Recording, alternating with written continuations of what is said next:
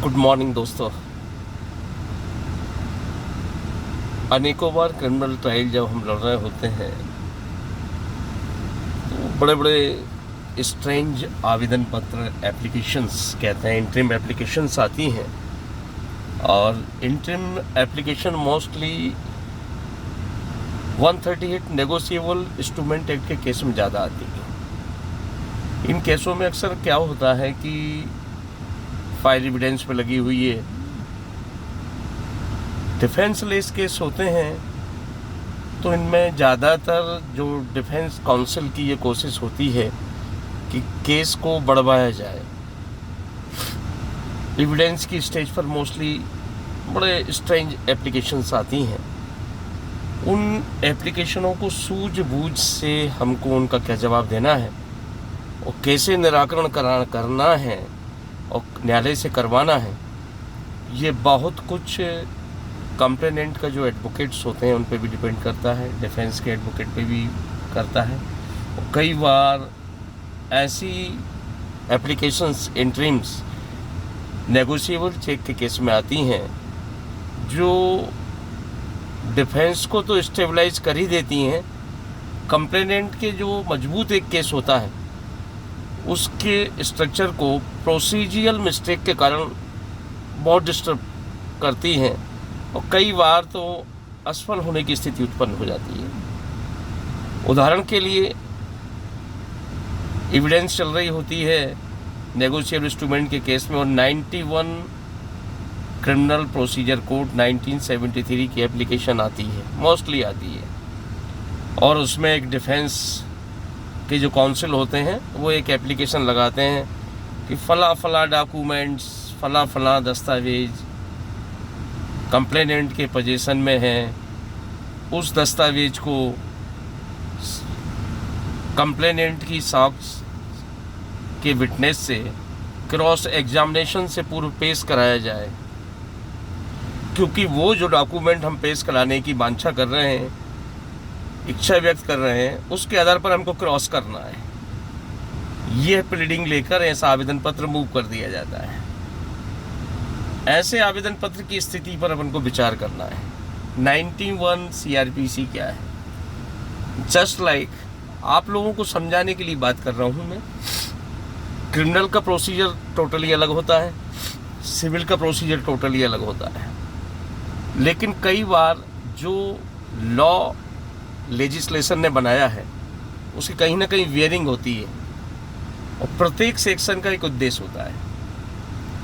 यदि 91 criminal procedure code 1973 की section बनाई गई है तो फिर हम अगर डिफेंस में जाते हैं 243 में जाते हैं, 233 में जाते हैं, session trial, warrant trial, complaint case, सब में डिफेंस की अलग अलग सेक्शन है, तो फिर उनका तो कोई फिर मतलब ही नहीं निकलता। क्योंकि जब 91 में ही सारा डिफेंस हो जाएगा तो लेजिस्लेशन ने particular summon trial, warrant trial, session trial में डिफेंस के लिए पर्टिकुलर सेक्शंस क्यों इनेक्ट किए, इस दृष्टिकोण से भी लॉ को पढ़ना है हमको। जिस प्रकार से CPC में उदाहरण के लिए देखें अपन, सेक्शन 11 है, रेस जुडिकेटा के ऊपर है। रेस जुडिकेटा की एप्लीकेशन पर विचार करते समय केवल बात पत्र, मतलब आपका जो प्लेंट है उसकी प्लीडिंग्स मीन्स अभिवचन देखे जाएंगे और कुछ भी नहीं देखा जाएगा उसमें। उसके अनुसार ही सेक्शन 11 आपकी डिपेंड करेगी। अब हम आते हैं क्रिमिनल प्रोसीजर कोड 1973 में। 91 का एप्लीकेशन आ गई आपकी, अभी कंप्लेनेंट की साक्ष्य भी नहीं हुई है, और 91 की एप्लीकेशन में जो बचाव पक्ष है, जो डिफेंस काउंसिल है, जो एक्यूज के साउट के अधिवक्ता है, वो आपसे डिफेंस वाले डॉक्यूमेंट्स बुलवा रहा है। इज इट राइट और रॉन्ग? 91 और डिफेंस की जो सेक्शन है हमारी पर्टिकुलर, हर ट्रायल में अलग अलग होती है, क्या सेम है? अगर वो सेम है तो फिर लेजिस्लेशन 91 क्यों इनेक्ट करेगा और डिफेंस की सेक्शन अलग से क्यों इनेक्ट करेगा? सेम नहीं है। 91 की एप्लीकेशन में आपने कंप्लेंट जो फाइल की है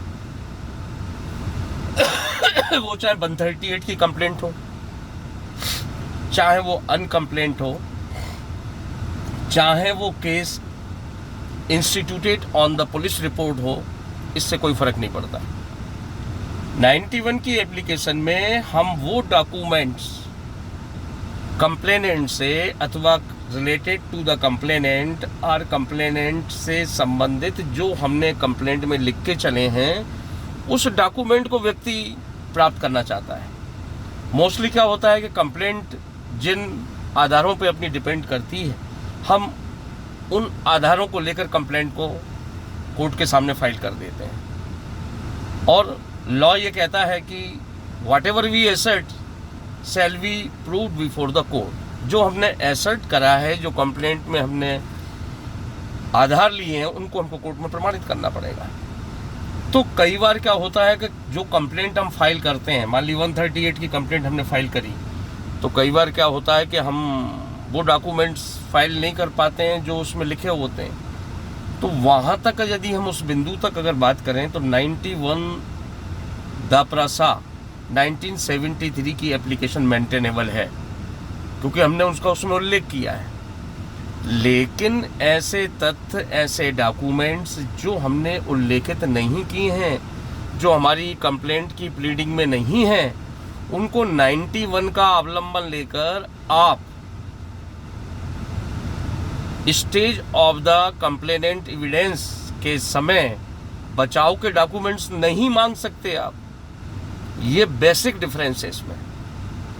बचाव का डॉक्यूमेंट्स आपको कहाँ मानना है? जब कंप्लेनेंट की एविडेंस खत्म हो जाए, एक्यूज स्टेटमेंट हो जाए, आपने कोई डिफेंस अवेलेबल रेज किया है, निश्चित रूप से आप अपने बचाव की एविडेंस को पेश करिए। लेकिन 91 में बचाव पक्ष की एविडेंस को आप कंप्लेनेंट की स्टेज पर मांगने लगें, इसमें मैंने डिफरेंशिएट किया है कि आप कब मांग पाएंगे। आप जब मांग पाएंगे जब कंप्लेनेंट की कोई प्लीडिंग कंप्लेंट में है और वो डॉक्यूमेंट वो प्रोड्यूस नहीं कर रहा है, या संबंधित व्यक्ति नहीं कर रहा है, या कोई अन्य थर्ड व्यक्ति है उसके पोजीशन में डॉक्यूमेंट है वो नहीं कर रहा है। इसका मतलब ये नहीं है कि आप बचाव पक्ष की स्टेज वाला एप्लीकेशन 91 लिख के यहाँ पर फाइल कर देंगे। तो ध्यान रखिएगा, मोस्टली नेगोशिएबल चेक के में जो डिले कारित करता है बचाव पक्ष, वो इस तरह की एप्लीकेशनों से करता है। उनमें प्रमुख एप्लीकेशन 91 की है। जैसे ही आप कंप्लेनेंट की एविडेंस लेके कोर्ट में खड़े होंगे, फट से 91 का है, सर ये डॉक्यूमेंट सर चाहिए हमको, इसके बाद ही हम करा पाएंगे, क्योंकि हमको तो उसको दिखा के क्वेश्चंस करना है। तो हमारे जहन में ये चीज़ होना चाहिए कि 91 में और सेशन ट्रायल, वारंट ट्रायल, समन ट्रायल्स में जो डिफेंस की पर्टिकुलर सेक्शन बनाई है, उसमें डिफरेंस क्या है? अगर वो जो बचाव पक्ष का बचाव after the complainant evidence, after the 313 accused statement, probable defence पेश होना है, वो क्या 91 में आ जाएगा? तो इन चीज़ों को आपको विचार करना है। ये बड़ी कानून की बारीकियां हैं।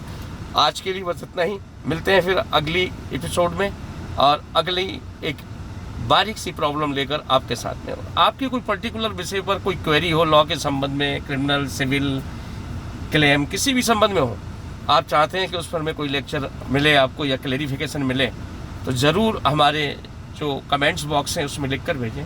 ये वीडियो आपको कैसी लगी ये भी बताएं, और restaurants enjoy the day. Okay, good day.